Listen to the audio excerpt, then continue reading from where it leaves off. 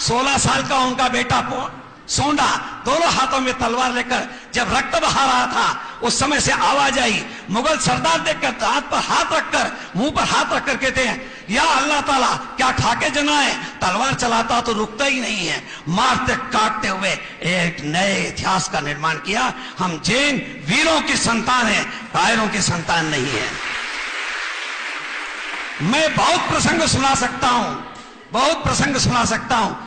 सुभाष चंद्र बोस, उनके निजी सैनिक कैप्टन डॉक्टर राजमल कासलीवाल थे, जिनने उनके मृत्यु के समय तक उनका साथ दिया था। इतना ही नहीं, झांसी की रानी 3 अप्रैल 1858 को जब ग्वालियर से, झांसी से निकलकर ग्वालियर आई, 15 जून को जब वहां पहुंचती है, रात्रि को विद्रोह हो गया। सेना 15 जून 1858 रानी झांसी के सामने, रात को सैनिकों ने विद्रोह कर दिया। कहा कि हम नहीं लड़ेंगे, 3-3 माह से वेतन नहीं दिया गया हमें।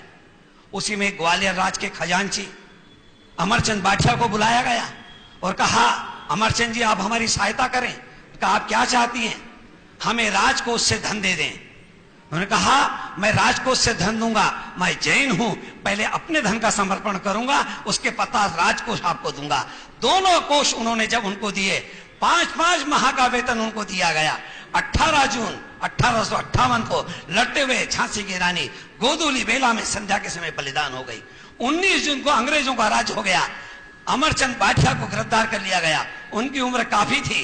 उनसे कहा कि आपके ऊपर मुकदमा चलेगा, आपने राष्ट्रद्रोह किया है, सरकारी धन आपने इनके क्रांतिकारियों को दिया है। मुकदमा चला, शाम को फैसला हुआ, इनको फांसी की सजा दी जाए।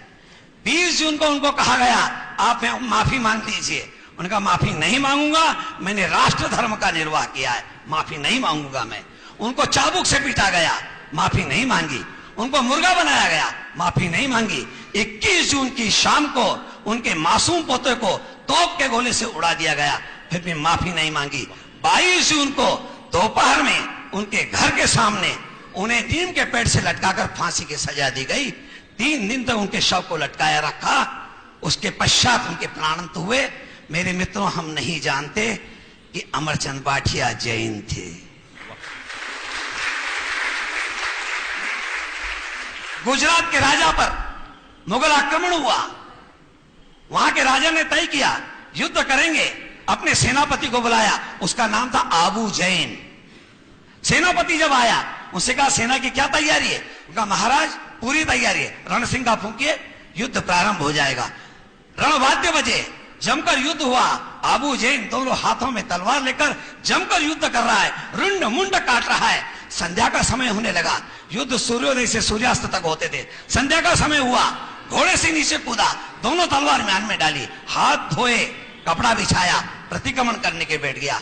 1 इंद्रिय जीवों से क्षमा याचना करता हूं, 2 इंद्रिय जीवों से क्षमा याचना करता हूं, 3 इंद्रिय जीवों से क्षमा याचना करता हूं। राजा घबराया, मनुष्य 5 इंद्रिय जीव है, कल मेरे युद्ध का क्या होगा? दूसरे दिन प्रातः काल हुआ, रणसिंगे फूंके गए, रणवाद्य बजे। आबू जैन तंबू में से निकला, घोड़े पर बैठा, जमकर युद्ध किया, विजय प्राप्त की। जब विजय दरबार लगा, सबको बुलाया गया। उस समय आबू जैन जब आए, उनने कहा, रानी ने कहा, आबू मेरी आंखों के सामने 2 दृश्य हैं। एक और तो तुम दोनों हाथों में तलवार लेकर रुंड मुंड सुंड काट रहे हो, और एक और तुम प्रतिक्रमण करके 1 इंद्रिय जीवों 2 इंद्रिय जीवों से क्षमा याचना कर रहे हो। ये क्या है? मेरे यहां जितने नौजवान मित्र बैठे हैं, उनको उसका उत्तर सुनना चाहिए। उन्होंने कहा, सुनिए महारानी, मैं जैन दर्शन का व्रती श्रावक हूं। श्रावक का धर्म अहिंसा है। अहिंसा का संबंध आत्मा और मन से है।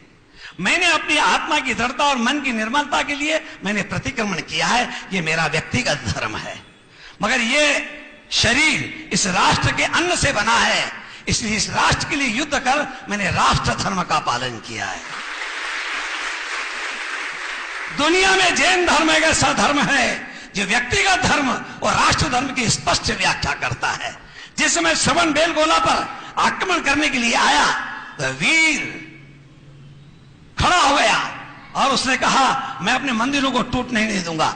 जमकर युद्ध किया और शर्त रखी जीतने के बाद में एक भी मंदिर टूटना नहीं चाहिए। आज श्रवण बेलगोला यदि सुरक्षित है तो उस वीर के कारण है, वीर नायक के कारण, जिसके कारण आज हमारा तीर्थ स्थान सुरक्षित है। मैं सैकड़ों घटनाएं सुना सकता हूं, पर आपके पास धैर्य भी नहीं है और मेरे पास भी समय नहीं है, इसलिए निवेदन करना चाहता हूं। भारत की सेना में जो सर्वोच्च पद से सेवानिवृत्त हुए हैं उनका नाम है हरिप्रसाद जगत प्रसाद जैन, जो सेना के सर्वोच्च पद से सेवानिवृत्त हुए हैं।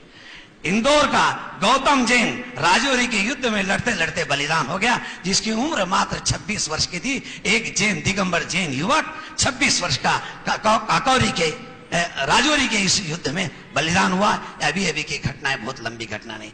चलिए और संक्षिप्त करता हूं। महाराष्ट्र में सांगली जिला है, सांगली जिले में दूध गांव है। दूध गांव की जनसंख्या 10,000 है, उसमें 7,000 जैन हैं। उनमें से 70 से 80 लड़के इसमें भारत की सेना में वे सब दिगंबर जैन हैं। 7 से 8 लड़कियां हैं जो वायुसेना में हैं, और वायुसेना के कैप्टन अमृता कोहले दिगंबर जैन हैं। British parliament house, India house की लाइब्रेरी ने आंकड़ा निकाला, 9 मई 1857 से 15 अगस्त 1947 तक जितने लोगों ने आजादी में भाग लिया, जिनका बलिदान हुआ, उनकी संख्या 7,32,780 है। अब ये अंग्रेजों का आंकड़ा है, अपना आंकड़ा है 3 करोड़ लोगों ने बलिदान किया इन 90 वर्षों के अंदर।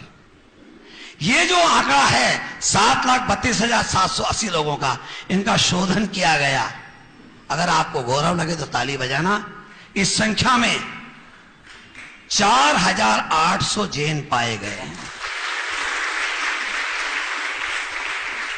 इसमें 22 महिलाएं भी हैं। अभी शोधन शेष है, यह संख्या 5,000 से अधिक जाएगी। मेरे मित्रों, हम वीरों के संतान हैं, इस वीरता को धारण करें। और जिस दिन जैन समाज उस क्षत्रिय भाव को धारण करेगा, उस दिन इस देश का नया इतिहास होगा।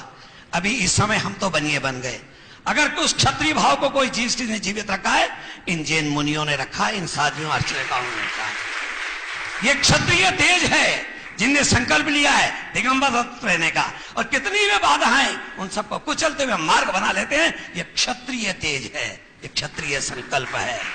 पैदल चलना, इस वासनामयी संसार के बीच में अपने संयम को कायम रखना, कठोर तप करना, पैदल चलकर सारा भारत की भूमि को नाप लेना, यह सामान्य संकल्प नहीं है, यह दिव्य संकल्प है। और हम रॉयल ब्लड हैं, रॉयल ब्लड हैं हम, हमारा रक्त रॉयल है। उस तेजस्विता को धारण करें, तभी आचार्य विद्यासागर जी के स्वप्नों का भारत भारत बन पाएगा। भारत को भारत बनाना है, उस तेजस्विता को धारण करें और एक